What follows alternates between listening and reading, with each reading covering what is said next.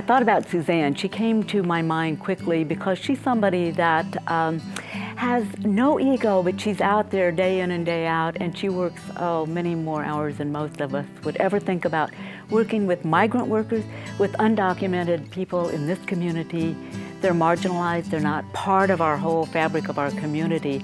She's there helping them, interpreting when they need communication with their healthcare provider, getting their children into the WIC program in her migrant worker program in Lexington, Missouri.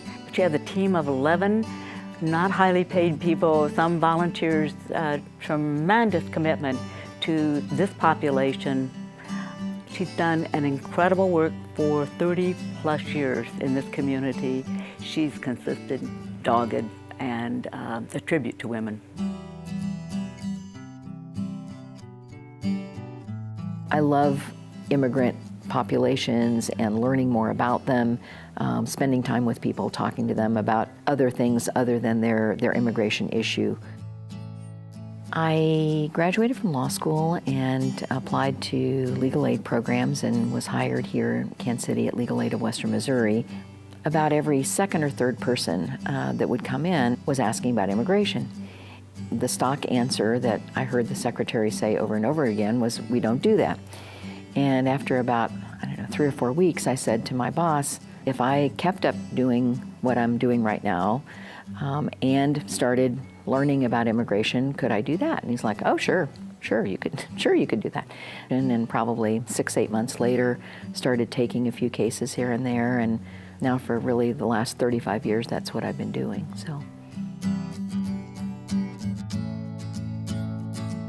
I never thought of Missouri as a migrant state. You think of migrants, you think of Texas and Florida and California. As I was doing immigration law, I became more aware that there were migrants here, coming through here, started looking at some of the government statistics and discovered that there wasn't any statistics showing that there were migrants here, which is a big issue for your state if you don't have that kind of documentation, because then the various service agencies that serve migrants don't get any extra funding for that.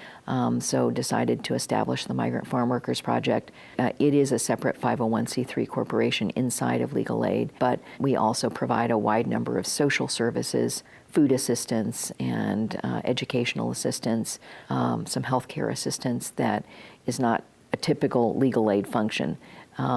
I still do immigration work and other legal work for migrant workers as well. It's a very interesting population of people that are often here for short periods of time doing different crops.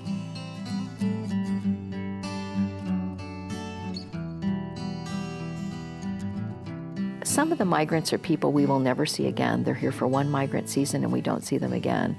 Part of our philosophy is not doing everything for them, but trying to help make sure that they know how you walk into a clinic and write your name down to tell them you're there, rather than us just going up and writing it down, so that they hopefully, when they're in the next place, will have a better sense of how to do things themselves, and helping them realize that they have a right to do some of these things, that they don't have to always be subjugated or think of themselves as not part of a community.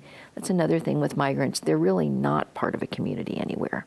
And so it's very hard for them, especially if it's a place they've never been before, they don't know where anything is, they're outside of town, miles off the last paved road usually. Many of them don't have their own transportation, so it's really hard for them to get places, and when they get there, they don't really know where they can go or what to do. So trying to help people feel more empowered and understand how to do things themselves. It's really important that migrant young people grow up being sure that there are other options for them. Many, many, many migrant kids grow up to be migrant workers themselves.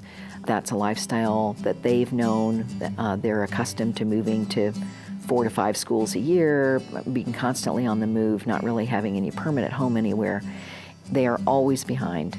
For example, don't know fractions, and you're trying to help them with some math problem, and they'll be like, "Look, lady, do you know, in Florida they teach fractions in 3rd grade, in Texas they teach it in 4th grade, I just never got it. I was never there when they were talking about it." So there's lots of things like that, cursive writing, and I feel like it's really important that we help them know that there are other options available and that we help them succeed in school. And we're helping them in tutoring. We have a tutoring program twice a week. We have a youth group for teenage kids. We took 4 kids on a college visit 2 weeks ago. Working with the future of any population, I think, is really important work to do.